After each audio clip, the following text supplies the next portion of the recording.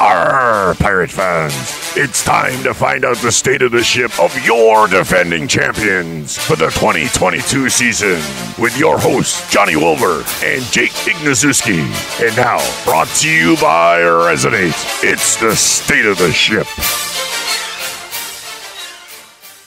Welcome back into the State of the Ship. Thanks to Resonate for sponsoring the Massachusetts Pirates State of the Ship. Johnny Wilbur, Jake Ignaszewski, a little more than halfway through the season, Jake, and another win in the books for the Pirates, but not an easy one against the Bismarck Bucks last week. You said it perfectly. It was not easy. Came down to the wire once again, second game in a row where the Pirates had to come up big with a game-winning touchdown, and it was once again Mike Glass under center making that game-winning play happen. And a crazy ending, a couple of challenges in between, a run back and a kick and a field goal and a missed field goal and all kinds of things. But the big thing is that Mike Glass started the game and came out with a victory, his second of the year. Between him and Alejandro, obviously Alejandro being the starter and the head quarterback, you know, but it's great to have somebody like Mike Glass who can really step in and fill those roles pretty good. Very true, and we've seen him do that, you know, over his last two starts that he has made against the Barnstormers, and then also last week against the Bismarck Bucks. We saw him pass the ball very efficiently, 13 for 23, and passing for 150 yards, 2 touchdowns. Did get an interception, but also made things happen with his legs as well, and that's something with Glass, his versatility. He's such a dual threat, and you never really know what he's going to do. And even on that game-winning play, it was sort of identical to what happened against the Storm, where he was able to scramble a little bit, get the defense a little bit distracted, and then just does a little bit of a shovel pass to get it right into the end zone. Yeah, he's very good with his legs. He's small, so he's able to stay low to the ground and get a lot of movement. And I do like to watch him make that decision, whether or not, because it takes him quite a while. He gets quite a bit of time in the pocket. Right. You got to give the offensive line a lot of credit this past week. They gave Mike a lot of time to work out of the pocket. Very true, and you know that's something that head coach Rayshon Kaiser mentioned, that they really wanted to focus on going into this week against the Bucks. The week prior when Alejandro got taken out of the game, the offensive line allowed 4 sacks, and that's something, especially being able to protect the quarterback and give him enough time, especially with a dual threat quarterback like Glass, is very critical for his success. Well, in knowing that Alejandro is also a dual threat type of quarterback, it's hard to prepare. Right. You have to prepare for both teams and both guys coming in for any team that's going to come into the DCU Center, or whether we're going to go out on the road like we will this week.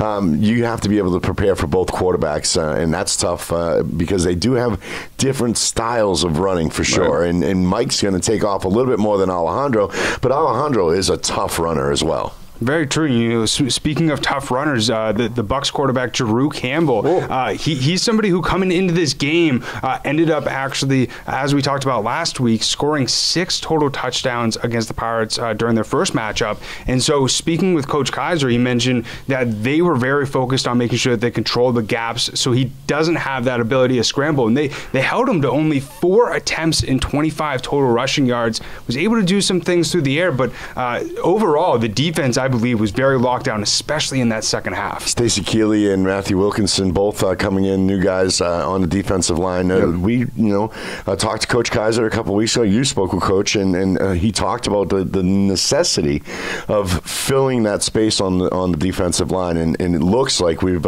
started to really solidify that. It was better, and they did keep him down. And knowing how well Bismarck did run, it was pretty impressive how good the Pirates were able to keep them at bay, especially in that first half. I mean, 15-13 going into the break.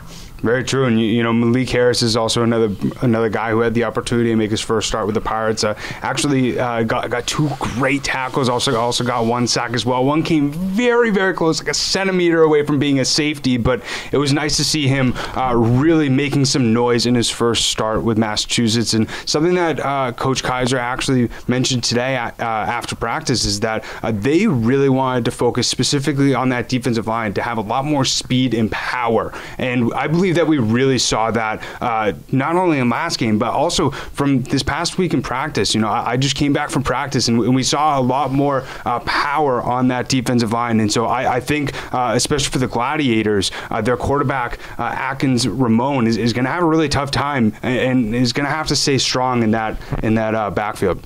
Bismarck came in on a 0-5 losing streak, but they played very well. They gave the Pirates, especially with Pirates having to game time decision to put Mike Glass in. That was a good game. They're not a bad team. No. And that's something that we've noticed time and time again when the last two times that Massachusetts and Bismarck have matched up against each other, it comes down to the wire. It sure does. And, you even mentioned it, like the Pirates came very close to losing that game 3 separate times where their kicker, Chase Alborough, ended up having the opportunity. It was a tough one to say, Albo. I was like, is it Alborough? It was a tough one. He ended up having 3 opportunities to make a game-winning field goal. As you mentioned, there was a few different challenges. One even hit off of the scoreboard in the ceiling. But it was really nice to be able to see this team come up clutch once again. But something that Kaiser mentioned, reflecting on this past game, they need to have one complete game. They need to do a lot better job of not allowing teams to creep back in that second half. That's for sure. And I thought you were going to get a chance to see your first deuce this time. Yeah, me too. We had 2 opportunities in both the end of the first half and the end of the second half. And Craig the Leg just missed the second one. Just missed it by a few centimeters. I was really excited. I even looked back at you to see your reaction. But a little bit of a sneak peek. Fans won't really get to see this too much. But during practice, he actually did make one. So he's starting to get back into that rhythm. Hopefully, we can see it this next game in Duke City. But he's somebody who struggled a little bit finding a way to get it through the uprights. But there wasn't a big jumbotron in the middle of the arena. Exactly. That definitely makes it a lot more difficult. But he's somebody. I spoke with him after the game. He was a little bit uneasy about his performance. He thought that he made some good kicks, but he's still somebody who's hard on himself. Sure. And wants to be as perfect as he can to be able to make those field goals and those extra points. As we see, sometimes it comes down to just a field goal. Right. And when that's the case, had they hit that field goal in the challenge and at the second time or the third time, that's a different game. And now maybe you don't get the ball last, and that's a huge thing. So as many of those kicks as you can hit throughout, and as many points as you can put on the board, it's tough to leave them on the field. Very true. And, especially in this game with how close it can be, how down to the wire it can be, it's going to be interesting to see how the Pirates use this momentum once again, now on a 2-game winning streak going into Duke City. One person that I did want to mention who was the leading receiver for Massachusetts and did ultimately end up catching the game-winning pass is Darren Carrington. Had a little bit of trouble earlier in the game being able to reel in some of those passes. We saw him be able to overcome some adversity, be able to make 6 receptions ultimately, and be able to get that game-winning catch. Because when you have a ball go through your fingertips the way he did on the sideline up there around the 20-yard line, it's mind-blowing. It can really play games with you, but he did a great job of just shutting that out and going right back to work and catching balls. Very true, and it's nice to be able to have multiple different guys that the quarterbacks can rely on to be able to reel in those passes. And now I feel like the Pirates have a 3-headed monster in T.O., Zico, as well as Carrington, and we still can't forget about Javon Durant. He's still waiting for his first touchdown. And I hope that Alejandro is back this week. But with Mike Glass back there, it doesn't seem as though T.O. and Zico get as involved. And Zico had a few more targets than T.O. did this week. But those seem to be Alejandro's receivers. Right. Carrington, Dedrick Thomas seem to be Mike Glass's guys, his go-to guys. And I think that and that can benefit in definitely a couple ways. But I think we definitely need to try and get T.O. involved just a little bit more. Yeah, I don't know if that's maybe like the play scheming. Just comfortability, maybe. Yeah, maybe. And that's something that, it's going to be interesting to see if they work on that stuff this next week. Maybe that might be something that they want Mike to be able to get those guys a little bit more involved. But that also could be something where they might be playing a little bit with the defense. Because they're game planning for T.O., they're game planning for Zico, and so we could see these defenses, double teaming both of those guys, and Mark Stout really trying to game plan to get some more people involved to be able to make this a lot more versatile offense. Yeah, Glass doesn't seem to have the receivers in motion as much either. They're not as far in motion or making as many moves like that. It seems as though they've simplified the offense. Obviously, I mean, he's done a good job with it. But he is, the backup, and Alejandro, I'm sure, has a little bit bigger playbook and a little bit more comfortability back. He's been playing a little bit longer. Hopefully, we see Alejandro back there at quarterback again this week. But if not, at least we have confidence in Mike that he really can handle the ball well. He handles himself very well on the field. Couldn't agree more. And, I also wanted to mention a few other guys who had some great games. Khalid Wooten got a really clutch pick as well. And then, and I didn't give it to Khalid at first because if you had seen, I talked to the stat guys in front of me too. As he got up, his jersey was bent a little bit, and the 2 looked like a 7. So I gave it to Dedrick Thomas instead, and then I had to correct myself on that. And one other correction, Jake, if I may, I called Cheatham Norris Chatham, and I felt really bad over the loudspeaker the other night. So Cheatham, I'm sorry, buddy. It's Chatham. I mean Chatham.